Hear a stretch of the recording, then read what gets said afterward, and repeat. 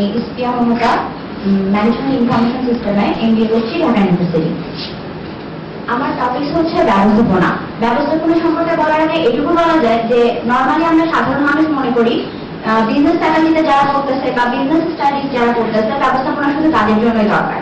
আমরা যখন পড়াশোনা শুরু করব সেই মোমেন্টেও আমাদের ব্যবস্থাপনা দরকার, কারণ একজন স্টুডেন্ট সবচেয়ে বেশি শোনে, বোঝে দেখে, তারপর শুনে, তারপর পড়ে।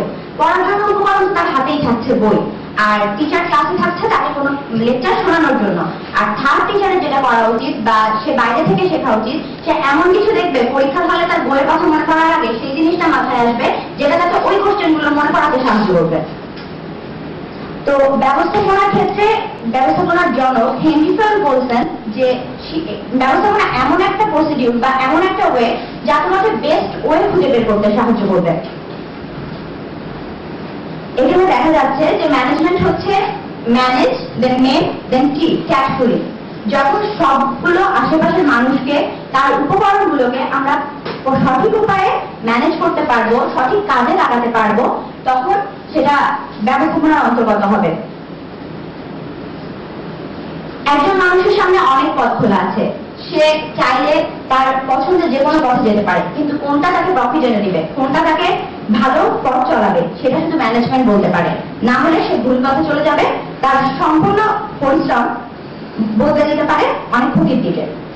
ম্যানেজমেন্টের জন্য মূল কিছু সেক্টর আছে, যেমন কোনো অর্গানাইজেশনের ক্ষেত্রে ফার্স্টে আসে ভূমি, তারপর সংগঠন, এরপর মূলধন, আশ্রম।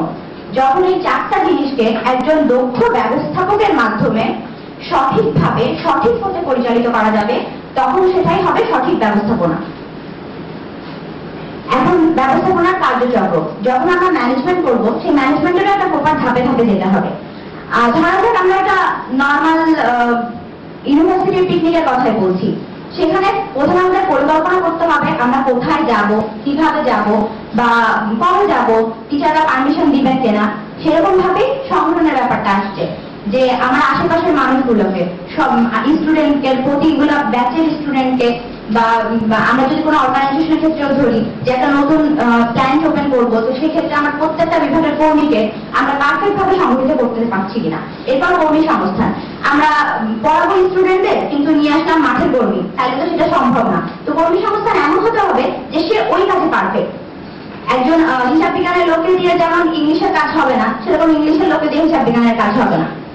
এরপর নির্দেশনা, আমরা লোক আনলাম কিন্তু তাকে প্রপার ওয়ে দেখাতে পারলাম না, বলতে পারলাম না যে তোমাকে এই কাজটা করতে হবে, সে নিজের ইচ্ছা মতো যা খুশি করে গেল, সেটার পারফেক্ট ব্যবস্থাপনা হবে না। তো সেজন্য তাকে নির্দেশনা দিতে হবে, সে যাতে কাজে উৎসাহ পায় এজন্য তাকে মোটিভেট করতে হবে, যেটা প্রেরণা বলা হচ্ছে।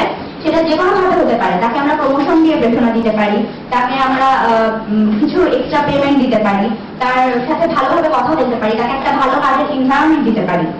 এরপর আমরা এতক্ষণ যে কাজগুলো করলাম এগুলো যখন সমন্বিত রূপে আসতেছে, সমন্বয় করার পরে আমরা একটা স্ট্যান্ডার্ড লিমিট ধরবো যে এই লিমিটে গেলে আমার ব্যবস্থাপনাটা পারফেক্ট, আমার যে ম্যানেজার আছে সে কাজটা ঠিকমতো করতে পারছে।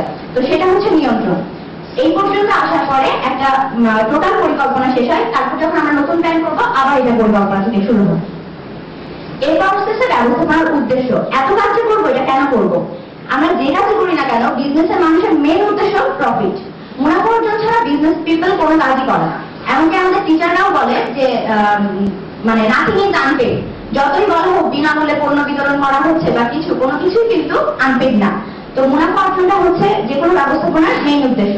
এরপর অস্তিত্ব রক্ষা উন্নয়ন, একই বিজনেসে দিনের পর দিন প্রতিদিন নতুন নতুন অর্গানাইজেশন আসতেছে, তো আমাকে এমন কোনো একটা ক্রাইটেরিয়া ফলো করে চলতে হবে যেখানে আমার অস্তিত্ব রক্ষা হবে, যেখানে আমি আমার অর্গানাইজেশনকে উন্নয়নের সেই ধাপে নিয়ে যেতে পারবো যে আমার কম্পিটিটররা পিছিয়ে পড়বে। এরপর লক্ষ্য নির্ধারণ ও অর্জন, আমি কেন এটা